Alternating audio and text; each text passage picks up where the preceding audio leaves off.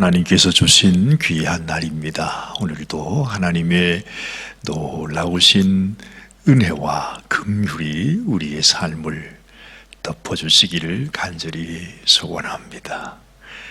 이제 드디어 저희들이 다니엘서를 접하게 됩니다. 지금까지 그 많은 날 동안 우리가 예레미야 그리고 예레미야 애가 또 에스겔에게 이르기까지 하나님께서 이 이스라엘 유다 백성을 통해서 주시는 하나님의 말씀을 이 하나님의 귀한 선지자들을 통해서 우리가 들었습니다.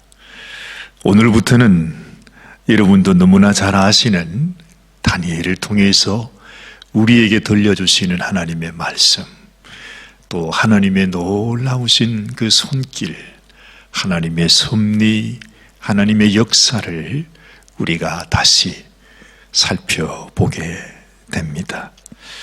참 놀라운 것은 하나님께서는 지난날 예레미야와 에스겔을 통해서 우리 유다 백성들을 징계하시고 심판하시고 또 하나님께서 그들을 통해 하나님의 놀라운 일을 이루시려고 하실 때에 이 바벨론이라고 하는 큰 열강을 사용하신 것을 우리가 알게 되지요. 지금까지 너무 무서운 나라였습니다.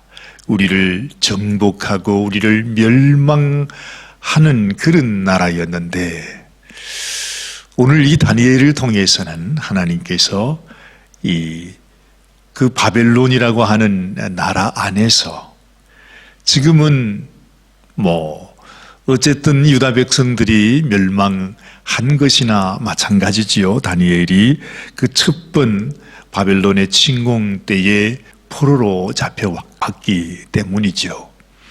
그래서 지금까지 예레미야와 에스겔은 먼 곳에서 보는 이 바벨론의 그 무서움 그리고 우리를 정복하게 될 그런 나라로 여겨졌는데 이제는 어느새 그 바벨론 안에 포로로 잡혀온 다니엘을 통해서 하나님께서 여전히 일하시고 계시는구나.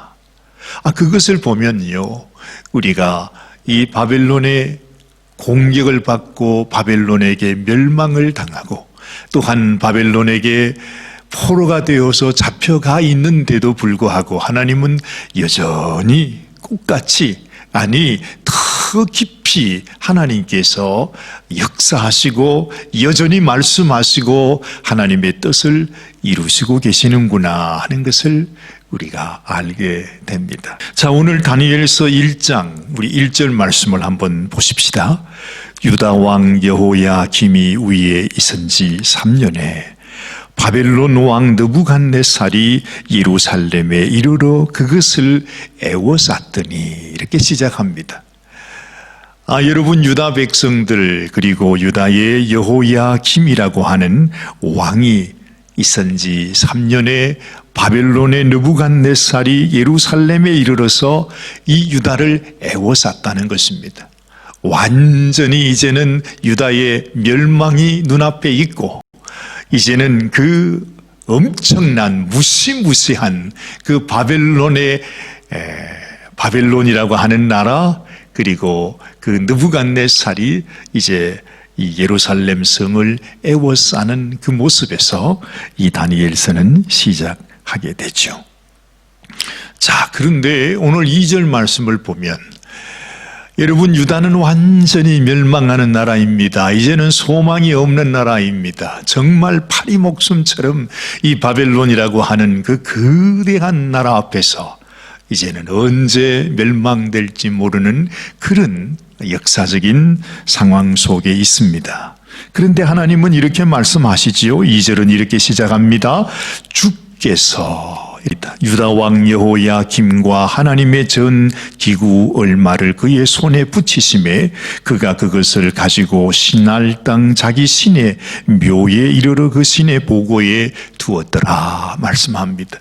이 느부갓네살이 이제 예루살렘을 공격하기 위해서 왔습니다. 그런데 무슨 사정인지 그 느부갓네살의 아버지가 되는 바벨론 왕이 사망했다고 하는 소식을 갑자기 접하고 그는 다시 바벨론으로 돌아가게 되는 것이지요.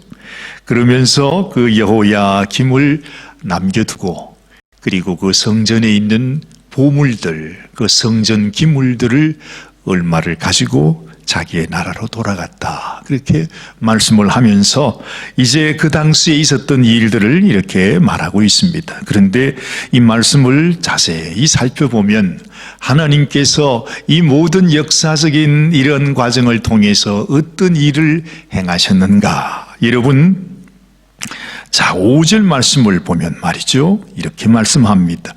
또 왕이 지정하여 자기의 진미와 자기의 마시는 포도주 위에서 그들의 날마다 쓸 것을 주어 3년을 기르게 하셨으니, 이 말은 지금 유다에서 아주 그 포로로 잡아온 유다의 아주 똑똑한 그런 인재들을 자기와 함께 3년을 같이 먹으면서 그들을 훈련시키는 이야기가 여기에 나오는 것입니다. 3년을 기르게 하였으니 이는 그 후에 그들로 왕의 앞에 모셔서게 하려 함이었더라 말이에요. 여러분, 이 2절 말씀과 5절 말씀을 한마디로 줄여서 얘기하면 이렇게 말할 수 있습니다. 지금 바벨론에 의해서 느부갓네살에 의해서 멸망을 당하게 되는 이 이스라엘을 향하여 주님께서, 2절이죠, 주께서 그들로 왕의 앞에 모셔서게 하려 함이었더라. 이렇게 줄일 수 있다는 말입니다. 2절의 시작과 5절의 마지막, 하나님께서, 지금 하나님께서 이 유다의 멸망을 통해서 또한 이런 역사적인 상황 속에서도 하나님께서 어떤 일을 이루시기를 원했던가, 하나님이 이 유다 백성의 하나님의 사람들, 하나님의 소년들을 택하여 바벨론 왕 앞에 모셔 서게 하려 함이었다 하는 것입니다. 하나님께서 하시는 일은 유다가 망하거나 지금 이런 역사적인 이런 상황이 중요한 것이 아니라 그 가운데서 하나님이 하나님의 사람을 택해서 하나님의 사람을 주님이 인도하셔서 그 하나님의 사람을 하나님의 뜻대로 사용하기 원하여 그 사람을 바벨론 왕 앞에 그 궁전에 모셔서게 하려 함이었더라. 여러분, 하나님의 놀라운 뜻이 이 가운데 이루어지고 있음을 말씀해 주는 것입니다. 사랑하는 여러분, 우리의 삶 속에 어떤 어려움과 시련과 고통이 우리의 눈앞에 보일지라도 여러분, 우리의 마음 속에 깊이 기억해야 되는 것은 이 모든 일들을 통해서 하나님께서 이루고자 하시는 일입니다. 하나님이 무엇을 이루려고 하실까? 하나님이 고난을 통해서, 이 환난을 통해서, 이런 어려움을 통해서 하나님께서 이루시고자 하는 하나님의 뜻은 무엇일까? 바로 하나님의 사람을 하나님의 뜻대로 사용하시기 원해서 바벨론이라고 하는 나라를 통해 그 하나님의 사람을 하나님이 훈련하고 계시다 하는 것이죠. 자, 6절 말씀을 보니 이렇게 말씀합니다. 그들 중에 유다 자손 곧 다니엘과 하나냐와 미사엘과 아사랴가 있었다 말씀합니다. 언제나 여러분, 역사 속에 우리의 그 모든 역사의 상황 속에 하나님이 주목하시는 것은 하나님의 사람입니다. 하나님을 사랑하고 하나님을 기억하고 하나님의 살아계심을 믿음으로 하나님 앞에 나아가는 하나님의 사람들. 여러분, 이 세상은 다 망하고 이 세상의 소망은 사라진다 할지라도 하나님은 그 하나님의 사람을 통해서 하나님의 뜻을 이루어 간다는 사실을 우리는 꼭 기억해야 하는 것입니다. 그러므로 여러분, 이 환난의 세상 속에서도 우리는 바로 이 하나님이 기억하시는 사람, 하나님께서 택하신 사람, 하나님이 사용하시는 사람, 그리고 하나님을 사랑하는 사람, 하나님을 잊지 않는 사람, 하나님의 뜻을 기억하는 사람, 하나님과 함께 하나님의 뜻을 이루어가는 하나님의 사람으로 살아가는 것이 중요하다 하는 것이죠. 사랑하는 여러분이 다니엘이 되시기를 바랍니다. 여러분들께서 하나냐가 되시기를 바랍니다. 미사엘이 되시기 바랍니다. 아사랴가 되시기를 바랍니다. 하나님의 소망은 바로 이런 믿음의 사람에게 있었다 하는 거죠. 세상은요, 하나님의 사람을 불러서 세상은 자기의 종으로 만들기를 원합니다.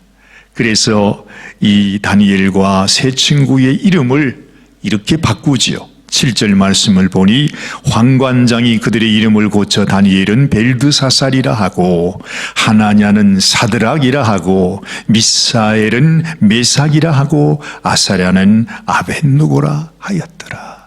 하나님이 주신 이름, 하나님을 높이는 이름, 하나님을 경외하는 이름, 하나님만이 우리를 심판하시는 살아계신 하나님이라고 하는 이 이름을 여러분 이 우상의 이름으로 바꿨습니다.